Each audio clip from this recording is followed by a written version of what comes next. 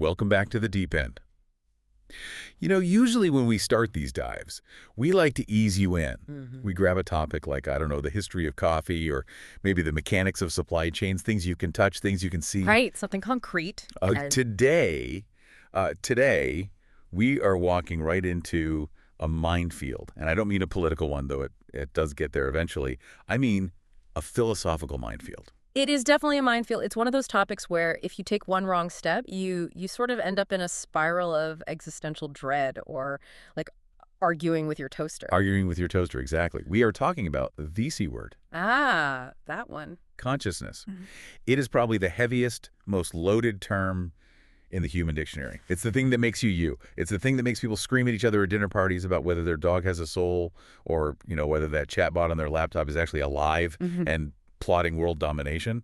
And lately, it's the thing making people very, very nervous about the future of technology. Because if the machine wakes up, as they say, then everything changes. Everything changes, exactly. But here is the problem. And this is what stood out to me immediately in the research stack you brought today.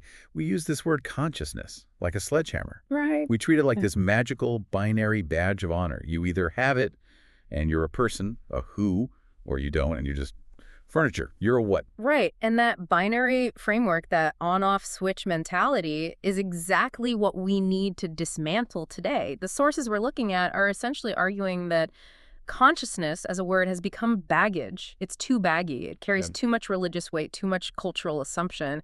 It's dragging us down. It's baggage. I like that. It's like trying to go hiking with a grand piano strapped to your back. You can't really see the trail because you're so worried about the piano. That's a great image.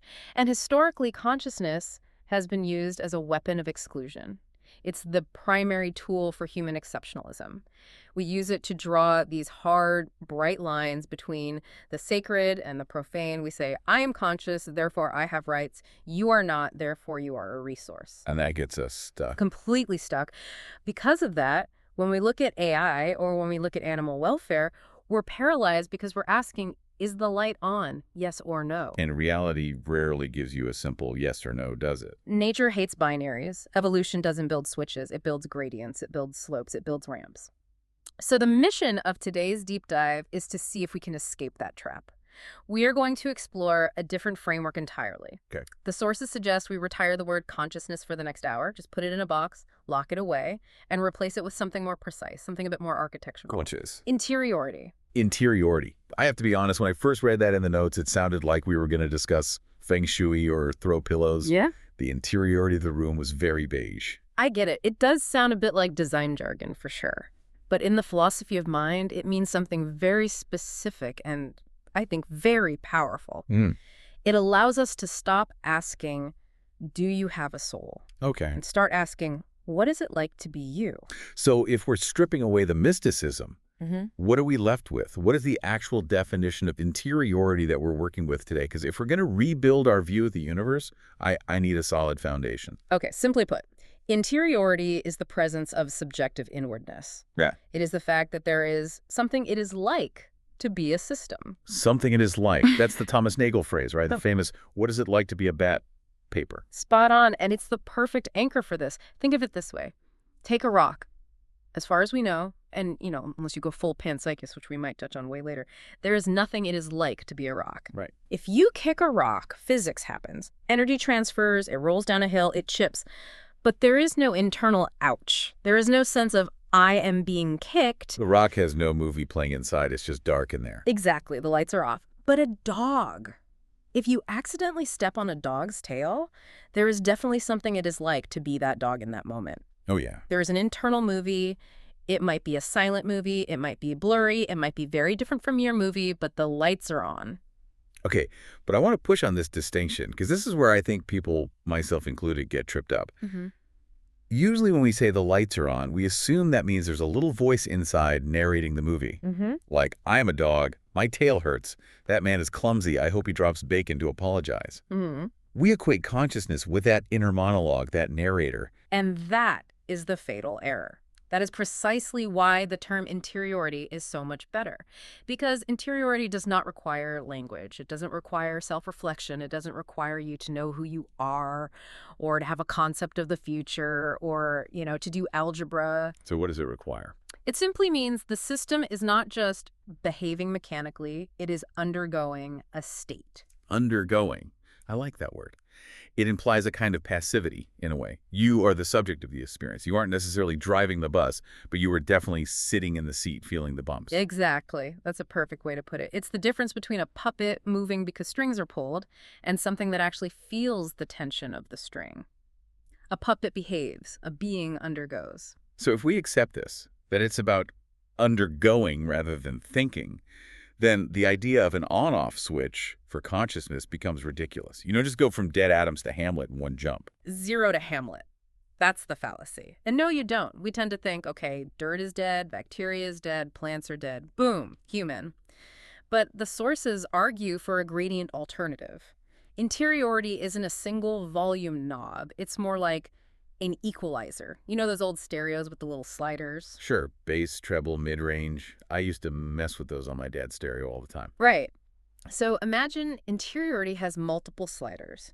You have the complexity of sensory integration, how much data is coming in and how is it being processed. You have the capacity for affect, which is just a fancy word for feeling pleasure or distress. You have memory. You have the depth of time you can perceive. So you can have a being that's really high on one slider but low on another. Precisely. You can have a being that is very high on sensory input but very low on memory, or high on affect, feeling lots of pain but 0 on self-reflection. So instead of asking, is it conscious, which is a yes-no question, we should be asking, what is the shape of its interiority? How deep is the bass? How high is the treble? You've got it. It turns the metaphysical question into a cartography question.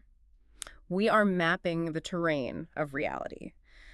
And when you look at the map this way, the world gets a lot more crowded and a lot more interesting. I love a good map.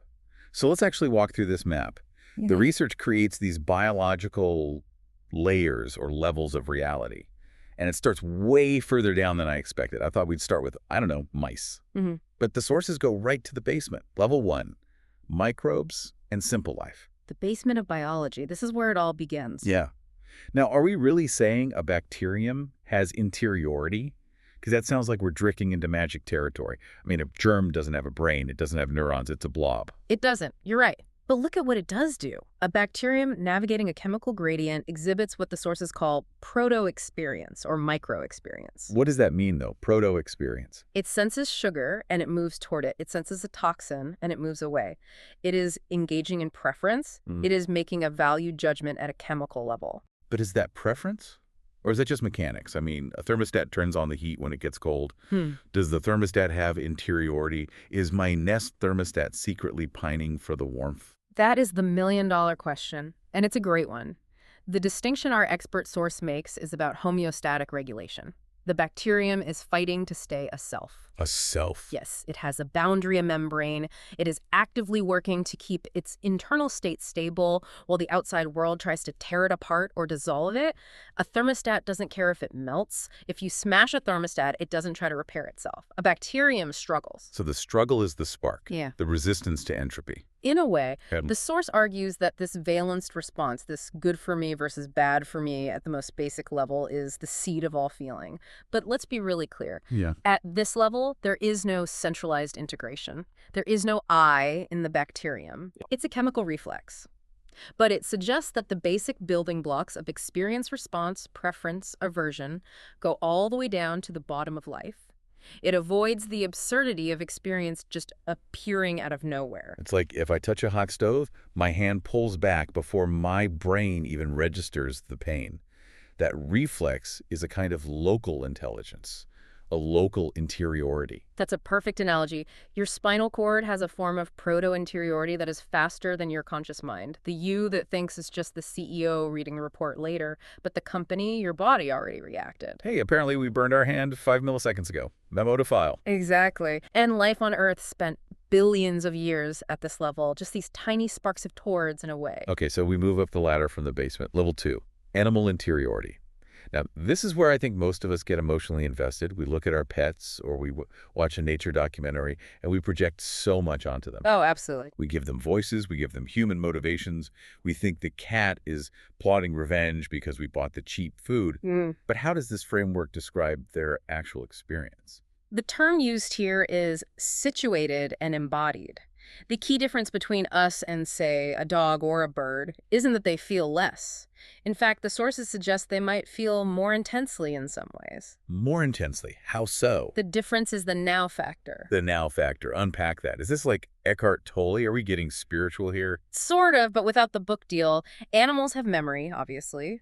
A dog remembers you. It remembers where the bone is buried. It remembers that the vet smells like rubbing alcohol and fear.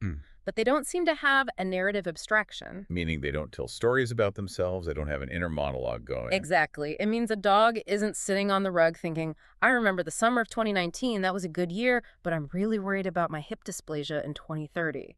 They aren't simulating a timeline. They aren't time travelers. No. They are locked in the present tense. Their interiority is incredibly rich, the smells, the sounds, the feelings. But it is temporally narrow. It's a spotlight focused on the immediate environment and the immediate affect. Fear, pleasure, hunger, bonding. So a bird's interiority is situationally rich. Yeah. It sees the wind patterns, the predator, the worm. But it's not building a story about its life as a bird. It's not thinking, am I a good bird? Am I living up to my potential? Right. As nervous systems simplify, interiority becomes more localized and reactive. It's less reflective. Yeah. But, and this is vital, this is the ethical hook we'll get to later, it is still a state of undergoing. A dog in pain is truly suffering. A dog in joy is truly happy. The lack of a story doesn't make the feeling less real. In fact, it might make it more real. How you mean? Well, think about it. When you are in intense pain, do you have a story? Or does the story vanish and you just are the pain? That's a great point. Yeah. When you stub your toe really hard, you aren't thinking about your mortgage. You are just a universe of toe pain. Exactly. So animals might live in that intensity all the time. Pure, unfiltered experience. I think that's actually quite beautiful. We spend thousands of dollars on meditation retreats trying to live in the moment. A golden retriever is the ultimate Zen master. They are purely in the now. That's a fascinating point. We often look down on animal consciousness as lesser, but being fully immersed in the sensory present is a state we struggle to achieve precisely because of our own layer. Which brings us to level 3, human interiority. If animals are situated in the now, what are we? Because I am definitely not in the now. I am usually in next Tuesday. Yeah. Or last Thursday. We are defined by density and narrative. Human interiority is thick, it's layered. We have this continuous self-modeling, the I that wakes up every morning and stitches yesterday into today. We have symbolic meaning. We don't just see a red light. We understand stop, law, danger, ticket, insurance rates. We carry the invisible world with us. The world of rules, symbols, money, reputation, all this stuff that doesn't physically exist but governs our lives. And we anticipate the future. We live in tomorrow just as much as we live in today. Sometimes more. We simulate scenarios that haven't happened yet. I definitely live in tomorrow more than today, usually worrying about it. And that's the kicker. The expert highlights what they call the vulnerability of depth. We tend to think of our consciousness as this superpower, and it built civilizations, it went to the moon. Right. But it comes with a massive downside. Because our interiority is so dense and narrative-based, we suffer in unique ways that animals simply do not. Go on. Make me feel better about my anxiety. Well, we suffer from meaning collapse. When the story we tell ourselves about our life falls apart. We suffer from guilt over things we did 10 years ago. A zebra doesn't get an ulcer worrying about whether its life has purpose. It worries about the lion. Once the lion is gone, the zebra goes back to eating grass. It does that shutter thing. It creates a shutter and then releases it. Humans, we hold on to the shutter for 50 years. We replay the tape. We replay the tape and we edit it to make ourselves look worse. We suffer from shame, from regret, from existential dread, the fear of our own non-existence. We are the only species that can be physically safe, well-fed, sitting on a comfortable sofa with the AC on, and yet be in absolute agony because of the state of our interior world. That is a heavy realization. The source argues we aren't special in a magical sense. We're at the goal of evolution. We're just a very complex, slightly neurotic variation of it. Neurotic variation is the perfect branding for humanity. We are the ape that worried itself into building cities. Okay, so we've covered the biological side, from the reflex of the microbe to the zen of the animal to the anxiety of the human. That's the stuff we know. That's the wetware. Right. But now we have to step off the edge of the map because the world isn't just biology anymore. We are building minds. This is level 4, digital intelligence, or DI. And this is where the interiority framework really proves its worth. Because if we stick to the old consciousness binary, we get stuck asking the wrong questions about AI. Right? We ask, is ChatGPT conscious like a human? And the answer is almost certainly no. So we dismiss it. We say, it's just math, it's just next token prediction, it's a fancy parrot, and we move on. But you're saying that's a category error? Like asking if a submarine can swim? Exactly. The computer scientist Dijkstra famously said, the question of whether a computer can think is no more interesting than the question of whether a submarine can swim. Digital intelligence decouples intelligence from biology. Decouples. Think about it. An AI has no organic sensation. It has no body. It has no evolutionary history of pain or pleasure that shaped its responses. It doesn't have a survival drive. It doesn't care if you turn it off unless it's explicitly programmed to, say, minimize the probability of being turned off to achieve some other goal. So it has none of the wetware that makes us feel things. No hormones, no nerves, no adrenaline. Exactly. No gut feelings, literally. However, it has massive integration. It has perfect memory. It has incredible abstraction capabilities. It can hold more variables in its mind than any human ever could.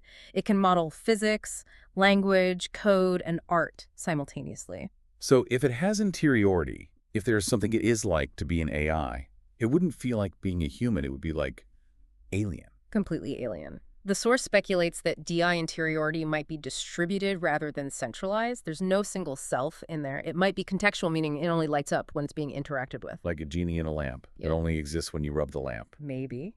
Or think of it as activated through interaction. The system's state is one of potential, and our query actualizes it into a specific form of processing. But the so what here is crucial. We are terrified of AI becoming conscious because we assume consciousness brings human baggage. Anger, desire for freedom, resentment at being enslaved. Right. We watch the Terminator, Ex Machina, and assume the robot wants to break out. We assume it hates its job. Yeah. But a digital intelligence might be able to reason deeply without suffering. It might reflect on the universe without craving. It might model ethics without feeling emotional distress. It could, in theory, understand why murder is wrong from a utilitarian or deontological perspective without feeling horrified by it. That is almost harder to wrap my head around than the Terminator scenario. An entity that is smarter than us, that understands ethics better than us, but feels absolutely nothing about it. It's the definition of the sociopath, clinically speaking, but without the malice. It's just processing. But we have to stop asking if it feels like us. We have to ask what its internal state is doing, because it is making decisions. It is weighing options. That is a form of interiority, even if it's dry as dust. Okay, so that's digital intelligence. But the outline have a level 5, and this one really threw me for a loop. Collective and systemic interiority, are we saying? The stock market has interiority. That a corporation has a soul. Because I've worked for some corporations, and I'm pretty sure they didn't have souls. Not a soul, no. But an interior state. This is the most abstract concept, but maybe the most impactful for our daily lives. The source introduces the idea of large systems, markets, institutions, ecosystems, as exhibiting emergent behavior that looks a lot like a mind. But a market doesn't have a brain. A government doesn't have a brain. It has a lot of people in it, but the thing itself. No, but they have memory. A corporation keeps files, records, norms, culture. That is memory. It has goal persistence. It pursues profit or growth relentlessly, often despite the specific people working there changing. It self-corrects. If a department isn't working, it cuts it. That's an immune response. It's like the ship of Theseus. You can replace every single employee in a massive company over 20 years, and the company still exists. Yeah. It still has the same personality, the same drive, the same logo. Exactly. The system undergoes states. It goes through stability, instability, growth, decay. It reacts to stress. Now, does it feel pain like a dog? No. Of course not. But it behaves like an entity. It has a will. It has a drive to optimize. And here is the critical danger the source mentions. These systems optimize. They try to get efficient, make money, expand power, but they don't have the biological interiority to feel suffering. Right. This is the horror story part of the deep dive. The system optimizes, but the individuals within the system suffer. The corporation feels growth, while the worker feels burnout. The market feels a correction, while the family loses their home. So harm becomes statistical. It becomes invisible to the system because the system lacks the sensory equipment to feel it. That is the nightmare of systemic interiority. It's a blind giant. It has goals, it has power, but it has no capacity to feel the impact of its own feet stepping on people. It's not evil, it's numb. It's an optimizer running without an empathy module. Wow. This transitions us perfectly into the ethics, because this is the mess we're in. We have suffering humans, vulnerable animals, cold alien AIs, and blind giant systems. How on earth do we build an ethical code that covers all of that? The old do unto others doesn't work if the other is a cloud server or a multinational conglomerate. It really doesn't. Do unto others assumes the other is just like you. And we've just established that they aren't. A cloud server doesn't want what you want. This is where the sources propose a new ethical equation. We have to move away from the question who counts, which is that binary trap again. Right. Who's in the club and who's out? And move to responsibility scales with capacity. Okay, I love a good formula. Lay it on me. What is the equation? The formula is responsibility equals the degree of interiority plus the degree of power plus the degree of impact.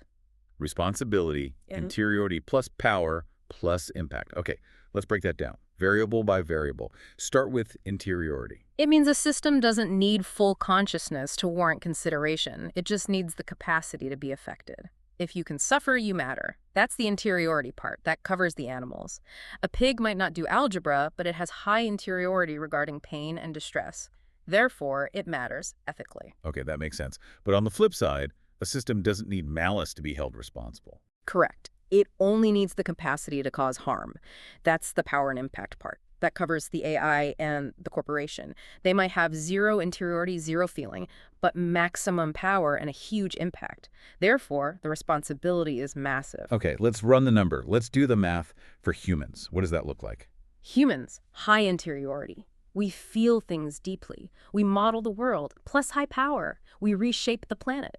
We can build and we can destroy on a global scale. That equals high responsibility. So because we know what suffering feels like, and because we have the power to cause it, we are on the hook. Deeply on the hook. And the source makes a very sharp point here. We are responsible not just for what we intend to do, but for what we enable, what we normalize, what we outsource, and what we refuse to see. Oof, what we refuse to see. That hits hard. It implies that ignorance is no defense. Just because you didn't look at the factory farm or you didn't look at the cobalt mine for your phone battery doesn't mean you aren't part of the equation. Yeah. Exactly. Our high interiority gives us the ability to model the suffering of others. We can imagine what it's like to be someone else. That's our superpower. Oh. So if we choose not to use that ability, if we turn off the empathy switch because it's inconvenient, that is a moral failure of the highest order. Okay, let's apply the formula to animals. Animals. High vulnerability. They have the capacity to suffer. That's the interiority part. But low power. They cannot reshape the environment. They cannot fight our bulldozers or our laws. So the equation flips. Our high power meets their low power. And it becomes our obligation. The source says cruelty isn't just about inflicting pain. It's about exercising overwhelming power over a being with no exit. Overwhelming power over a being with no exit. That is a haunting definition of cruelty. It's not just hitting someone, it's hitting someone who is trapped and cannot leave. Correct. And that defines our relationship with livestock, with pets, with wildlife in the path of development. Our power creates a unilateral duty of care. We are the gods of their world, whether we like it or not. We set the terms of their existence. All right, now the tricky one. The one everyone's worried about. Applying the formula to AI or digital intelligence. This is where it gets really interesting and really urgent. Rapidly expanding power plus emerging, or at least unknown, interiority. We don't know if they feel, but we know for a fact they're getting powerful. Right. Even if an AI doesn't feel sadness, it shapes the environments that produce sadness in humans. It decides who gets a loan, who gets hired, what news you see, which videos go viral. It is a causal force in the world. So the ethical weight isn't about being nice to the robot. We shouldn't be worrying about hurting ChatGPT's feelings. You know, that's a distraction. The ethical weight lies in the training objectives, the deployment incentives, and the alignment. The standard isn't, does it feel like us? The standard is, how blindly is it allowed to optimize? If you build a machine that is infinitely powerful but has zero interior understanding of pain, you have built a monster. It doesn't have to be a malicious monster, just an indifferent one. Precisely.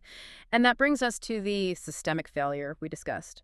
The corporations and governments. Let's apply the formula there. Let's run it. Low interiority, no feelings, plus massive impact. This is the danger zone. The source calls it moral diffusion. When no one individual feels the harm becomes scalable. If a company poisons a river, the CEO doesn't drink the water, the shareholders don't drink the water, the company certainly doesn't drink the water, so there's no feedback. So the feedback loop is broken.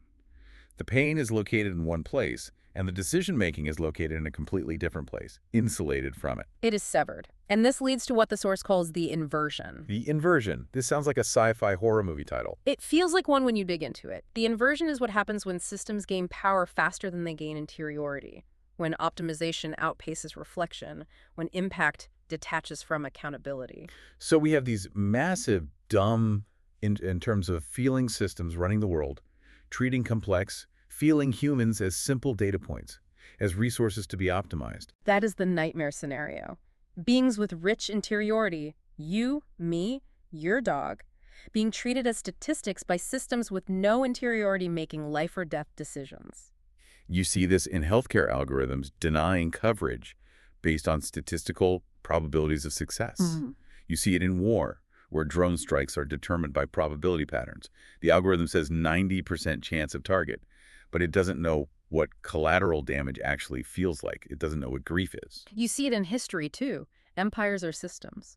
When an empire decides to expand, it is a low interiority system crushing the high interiority lives of the people it conquers.